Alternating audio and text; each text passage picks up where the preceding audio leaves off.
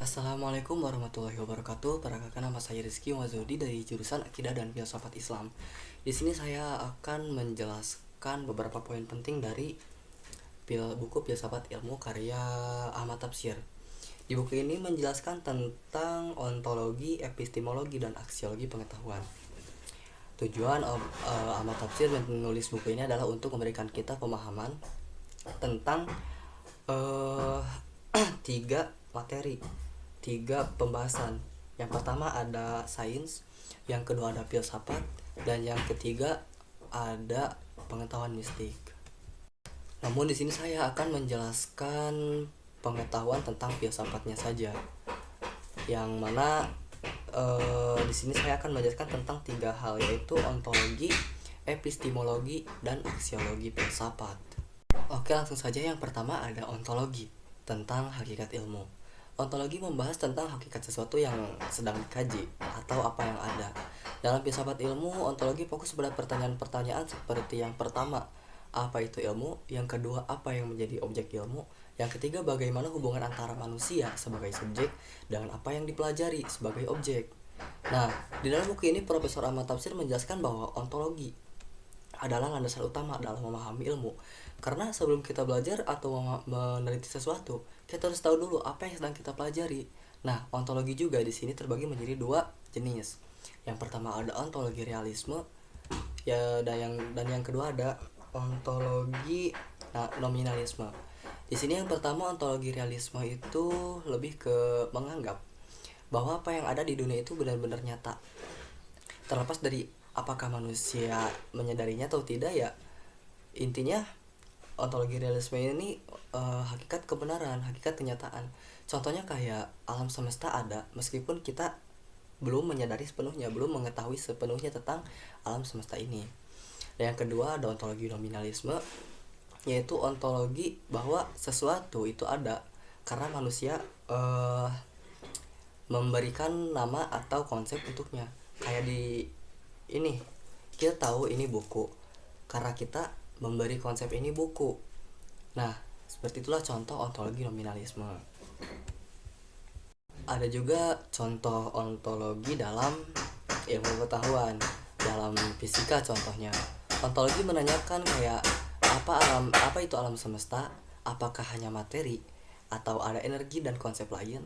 Terus ada juga dalam filsafat. Ontologi mempertanyakan apa itu manusia, apakah manusia hanya tubuh fisik atau ada jiwa dan pikiran di dalamnya. Yang kedua ada epistemologi atau tentang cara kita mendapatkan pengetahuan. Epistemologi itu membahas tentang proses bagaimana kita mendapatkan pengetahuan.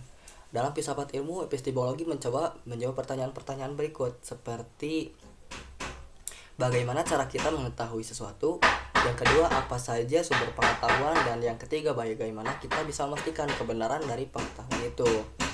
Menurut Profesor Ahmad Tafsir, ada beberapa sumber utama pengetahuan. Yang pertama ada indera, yang kedua ada akal, dan yang ketiga ada wahyu. Di sini saya akan menjelaskan yang pertama, sumber utama pengetahuan melalui indera. Pengetahuan yang diperoleh melalui pengalaman langsung, seperti melihat, mendengar, atau merasakan sesuatu. Contohnya kayak kita tahu bahwa api itu panas karena kita pernah merasakannya, karena kita pernah menyentuh atau merasakan secara langsung api itu benar-benar panas.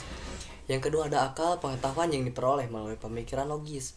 Misalnya kayak pemahaman kita mengenai ilmu matematika ataupun fisika. Dan yang ketiga ada wahyu, tapi dalam konteks keagamaan. Wahyu menjadi sumber pengetahuan yang berasal dari Tuhan. Ini menjadi dasar dalam yang beraspek yang berbasis keagamaan. Profesor Ahmad Tafsir juga menjelaskan tentang metode ilmiah, yang merupakan salah satu pendekatan epistemologis yang gunanya untuk mencari kebenaran dalam ilmu pengetahuan. Metode ini melibatkan observasi, eksperimen, atau pengujian hipotesis. Terus yang terakhir di sini ada aksiologi atau tentang nilai dan manfaat ilmu.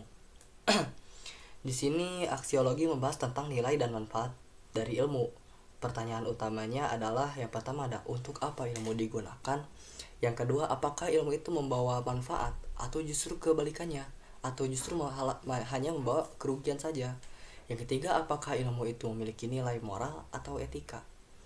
Nah, di sini Profesor Ahmad Tasir mencoba menjelaskan bahwa ilmu tidak hanya bermanfaat secara praktis, tapi juga harus digunakan untuk kebaikan umat manusia.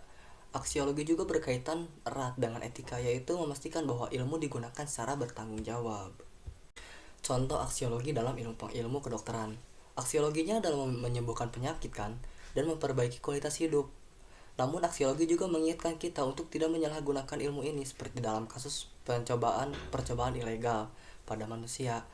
Terus yang kedua ada aksiologi dalam ilmu teknologi.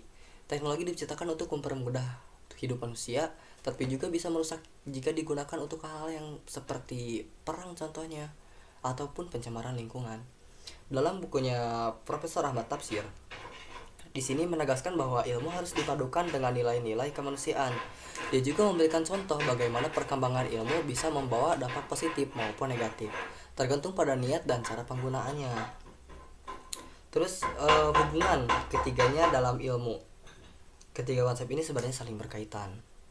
Yang pertama, di sini ontologi menentukan apa yang dipelajari oleh ilmu hakikat. Yang kedua ada epistemologi, menjelaskan bagaimana ilmu itu diperoleh dan cara diproses. Aksiologi memastikan bahwa ilmu tersebut digunakan untuk tujuan yang baik, nilai dan manfaat.